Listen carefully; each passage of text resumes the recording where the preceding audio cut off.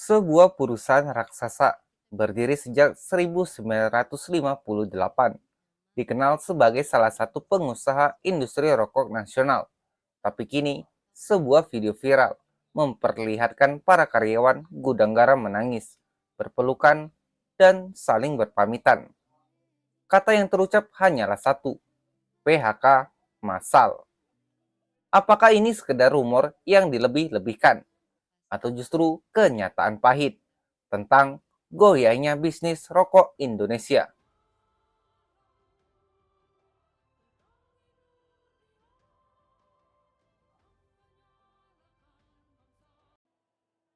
Video itu sederhana, tapi menyayat hati.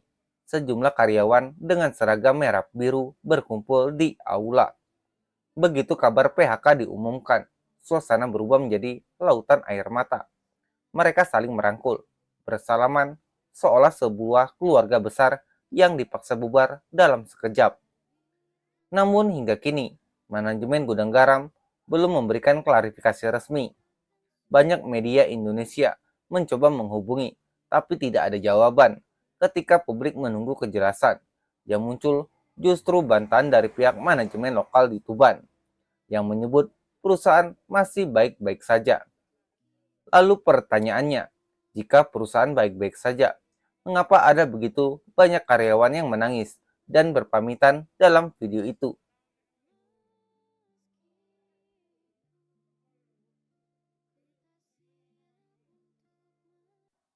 Presiden Konfederasi Serikat Pekerja Nusantara, Riz tadi, mengungkapkan fakta menarik.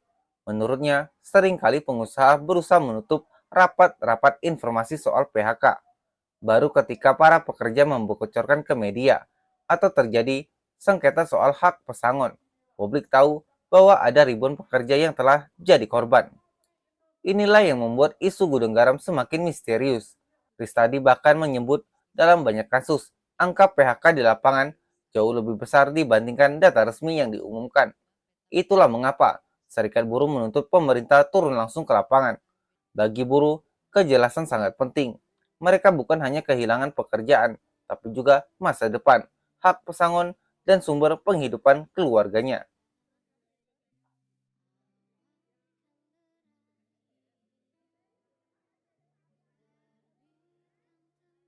Untuk menjawab pertanyaan ini, kita harus melihat lebih jauh ke kondisi industri rokok dan kinerja gudang garam sendiri.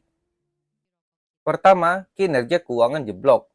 Laporan semester pertama 2025 mencatat laba gudang garam anjlok 87%, hanya tersisa 117 miliar rupiah dari sebelumnya 920 miliar rupiah. Pendapatan turun lebih dari 5 triliun. Ini bukan angka kecil. Bagi sebuah perusahaan besar, penurunan ini bisa berarti efisiensi besar-besaran, dan seringkali efisiensi itu berarti pengurangan tenaga kerja. Kedua, beban cukai rokok yang kian mencekik. Setiap tahun, pemerintah menaikkan tarif cukai rokok. Akibatnya harga rokok semakin mahal, daya beli masyarakat menurun, penjualan pun ikut merosot. Ketiga, tren perubahan konsumen. Generasi muda kini banyak yang beralih ke rokok elektrik atau vape. Produk rokok kretek yang jadi andalan gudang garam dianggap kurang inovatif.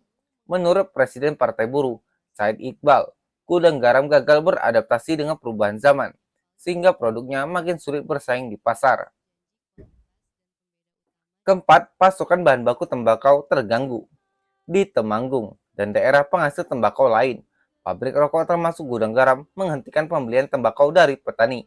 Ini berarti rantai pasok terganggu dan ujungnya bisa berdampak pada lini produksi pabrik.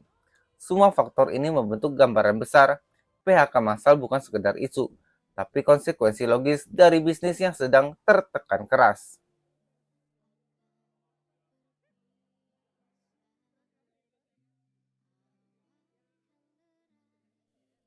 PHK massal, jika benar terjadi, adalah bencana sosial.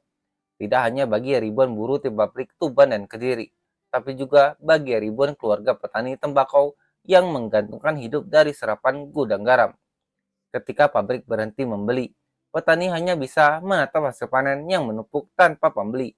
Harga tembakau jatuh, jerih payah satu musim lenyap begitu saja.